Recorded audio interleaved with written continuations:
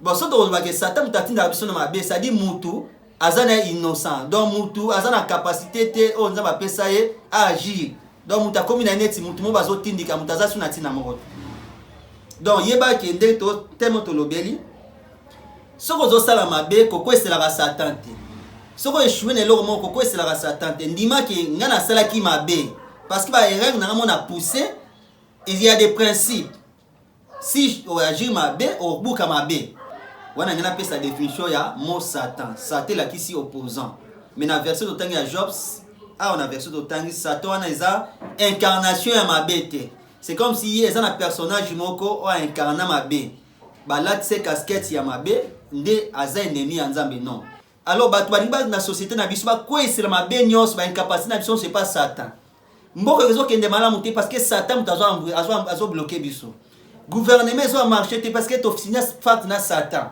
donc les gens balinga ba simer ba incapacité na bango te na sali mabe non eza na volonté na ngate c'est comme si Satan aza na origine ya bato nyos basala ka mabe or lelo na société na biso mambo ebonga na mboka na biso te ebonga na bavi na biso te to kwesela Satan te Nzambe asala biso bato chaque mutu aza na tendance à kosala malamu na tendance à kosala mabe donc tokobenga libre arbitre so na sali mabe ezate Satan mutu apose atindinga na sala mabe parce que les gens lelo balati si mutu moko Satan c'est comme si mabe so sala raison na mutu mutu atindaka biso.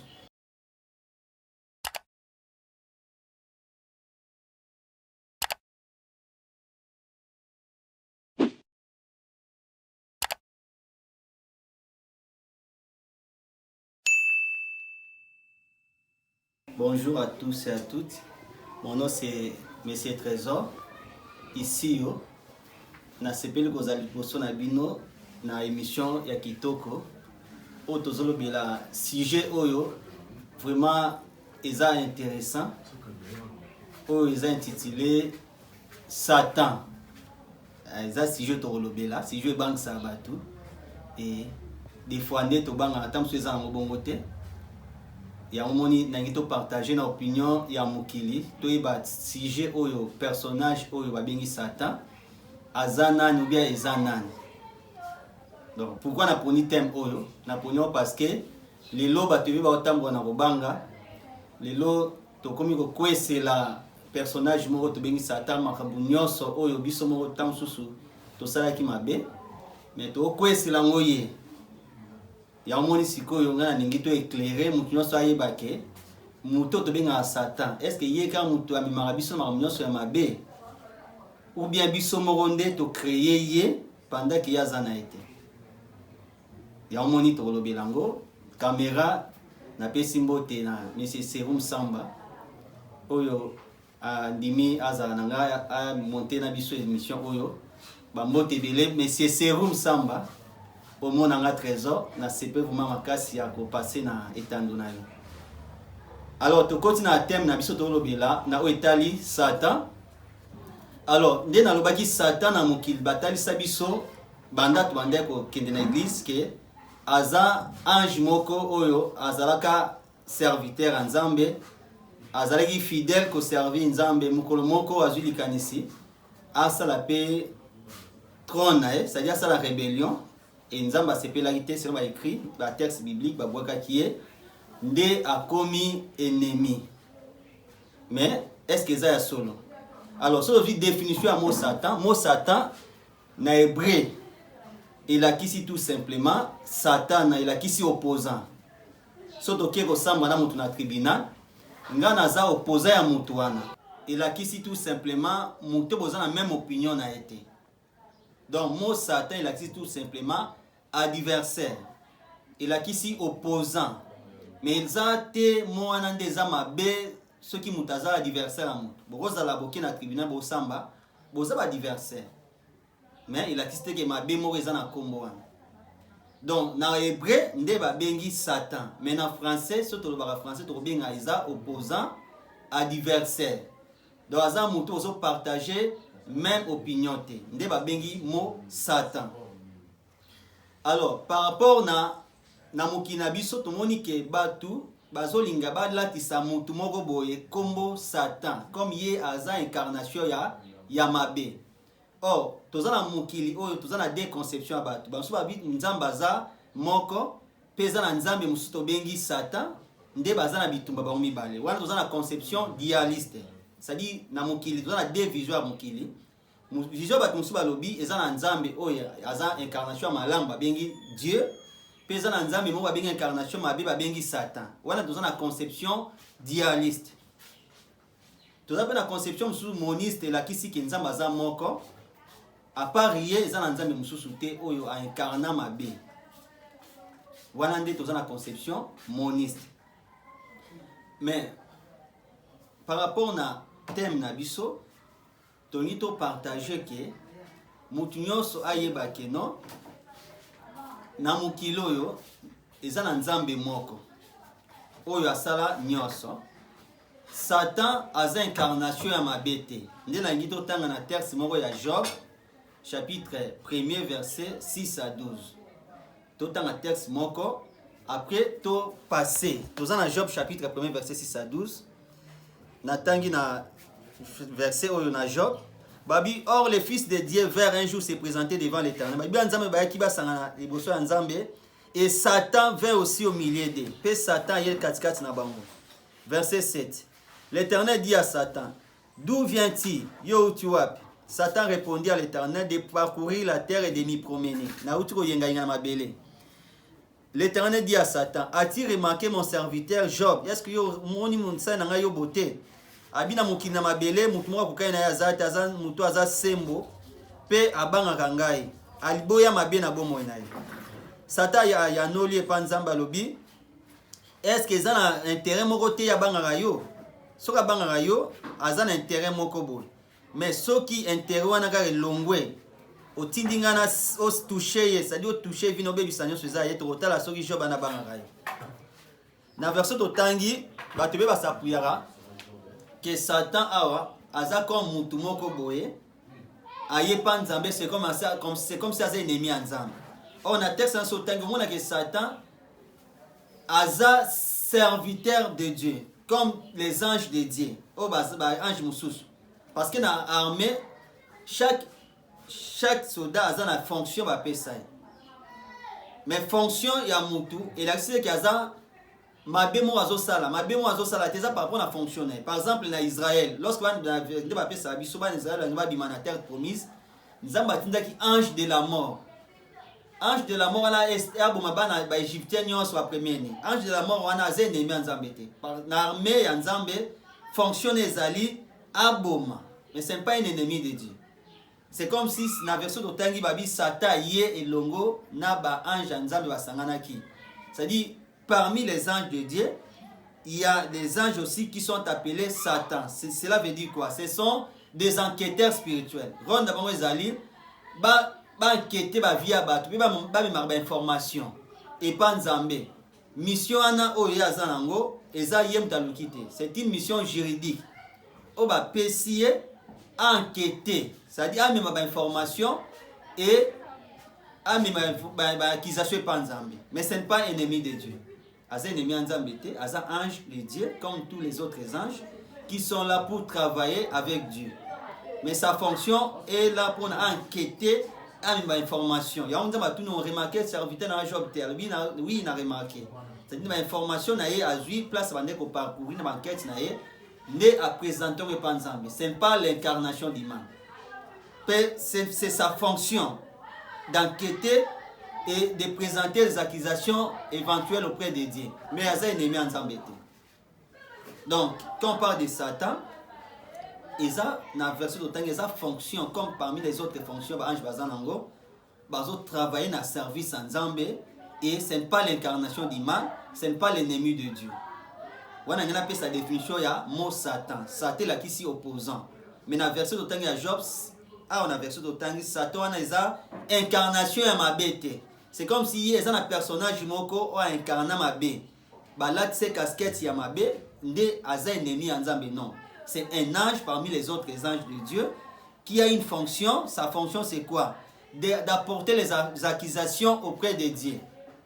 Mais ce n'est pas un ennemi de Dieu. Ce n'est pas un opposant de Dieu. Pour ça, c'est un opposant de Dieu. C'est une mission qui était à Simba via Job. paix à respecter la limite va passer. Ce n'est pas un ennemi de Dieu, ce n'est pas un opposant de Dieu, mais un ange fidèle qui travaille à la fonction que Dieu on a paix sa carrière. Alors, nous avons chité dans le troisième point.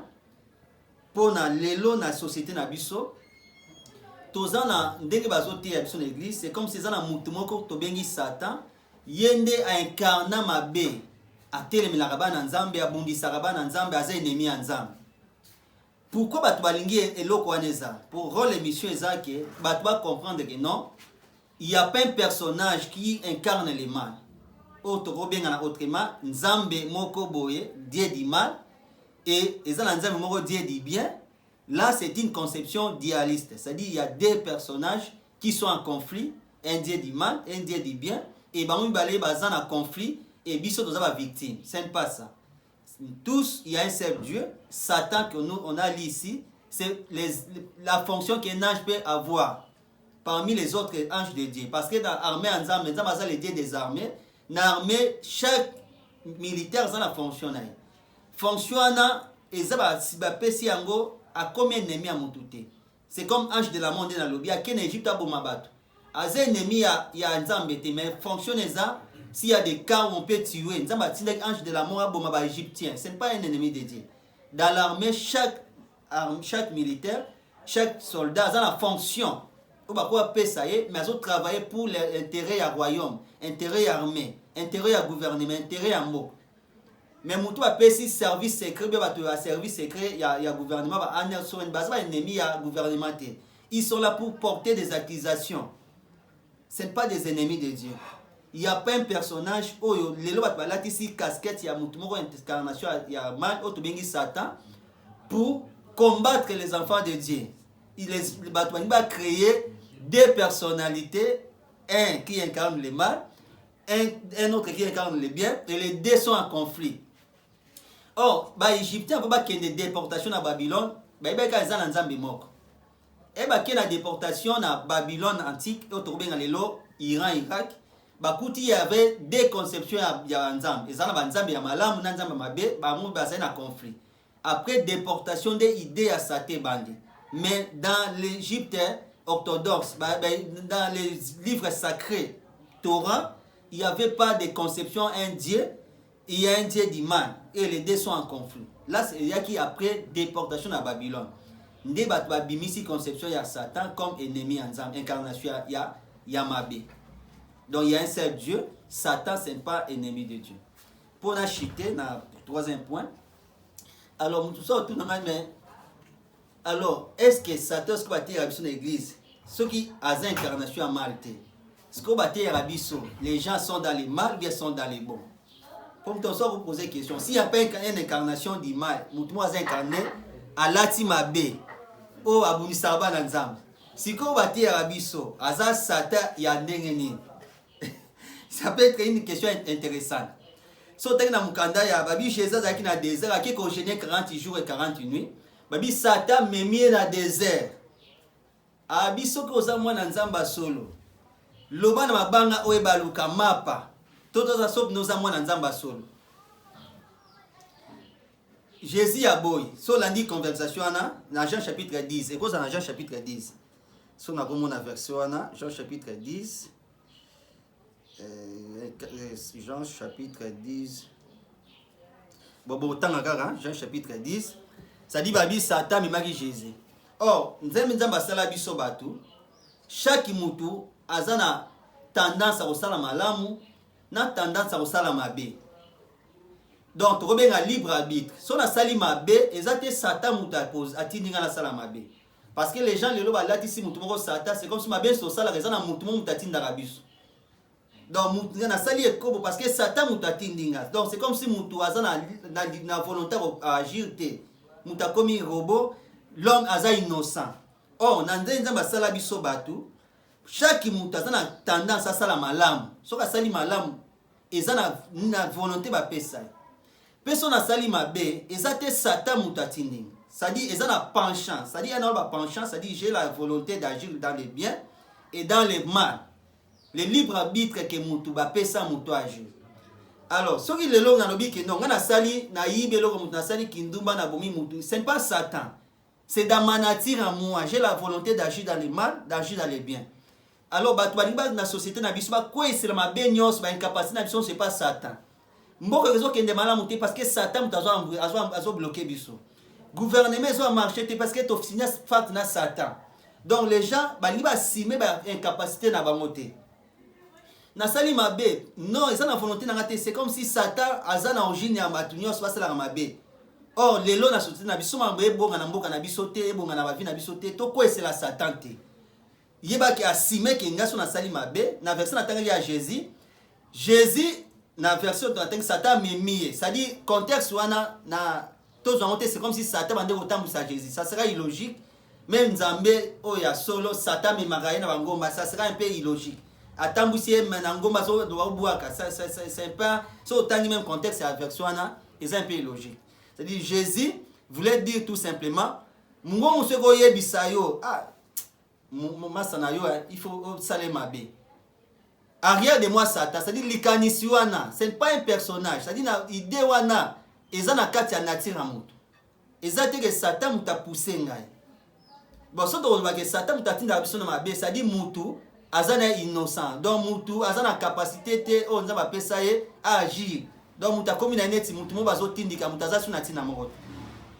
Donc yeba ke nde to temo to lobeli. So ko zo sala mabe ko c'est la Satan te. Ce que je suis venu là, pourquoi c'est la Satan? Ndima qui ngana sala qui m'a bé, parce que bah erreur n'a mon a poussé. Il y a des principes. Si je agis ma bé, au bout ma bé. Il y a des principes pour les gouverner mukili. To quoi c'est le principe na te Satan mutazo tindigaba. Solo to sali ma bé to buki ma bé, et ça ba principe te que Satan muta pousser ma bé à des comme. Il y a pas principe so sali malam au buka malam. Alors la société na biso to quoi c'est la Satan nde sali ke bato le ba comme ngobanga na ba vie na bango pourquoi mamunyo c'est comme ça Satan. Donc pour nous résumer to ba ki Satan la qui s'opposant il a qui c'est adversaire et ça mot ordinaire et ça te mot na nde zo bangi sa mutu non na hébreu ba bengi Satan mais na français ba bengi ngo opposant dede na lobi ange ba tanga na Bible que ange ba Job tout ça et ça ange aza serviteur de Dieu aza incarnation ya mabete. Et ça, parmi les anges de Dieu, il y a des anges qu'on appelle Satan. Signifie que ce sont des enquêteurs spirituels, les gens qui sont là pour amener les accusations auprès de Dieu. Dans l'armée, il y a des services, des services secrets, des informations. Ce ne sont pas des ennemis au gouvernement. Ils travailler, leur fonction c'est d'apporter des accusations. Ce n'est pas un ennemi de Dieu, ce n'est pas un opposant de Dieu. Les trois, dans le but, to so to sali mabe to ko c'est la Satan te to asime ki na sali mabe na asime mabe na sali na ko c'est la Satan te c'est comme si nga na zana volonté pour agir te muta komi robot il n'a aucune volonté chaque mutu o sali mabe ndima mabe na na payer conséquences nango na ko c'est la Satan te o yibelo ba to sali mabe ozo ko c'est la Satan non asime que c'est j'ai agi mal et na asime ma conséquence ali mboke zota mona mabe to ko c'est la Satan te Azwan voûté Congo. Non. Toi, assumer que tu es incapable, tu dois assumer que tu dois diriger ma bé, et bah, tu dois avancer, sans même Nzambe wana zepa na bango, o mboka zo avancer, même Nzambe na pas aza injuste été. So ba zo avancer, et ça te que Satan beta bango kara. Biso to zo échouer, ça Satan zo bloquer biso non. Tout long la casquette request la personnage moko fictif qui ba incapacité na biso ba irresponsabilité na biso Satan tazo embrienga toi assumer que ba décision na ngandi ya mabe meninga mabe ce n'est pas un Satan qui m'a poussé dans le mal parce que j'ai la volonté d'agir dans le mal et j'ai la volonté d'agir dans le bien et j'assume tout ce qui peut m'arriver et ça ba choix ba décision na zwa kinde et meninga makambo ya malamu ne ya mabe. Au bâtir la l'église que Satan a envoyé, Satan a benga na Satan a telemelaye. Wana eza tozolinga to memake mutu, c'est comme si aza incapable à assumer ba mauvaise volonté na ba mauvaise décision na. Donc ils a une de qu'on a vu notre trésor. Rendez-vous na numéro 11.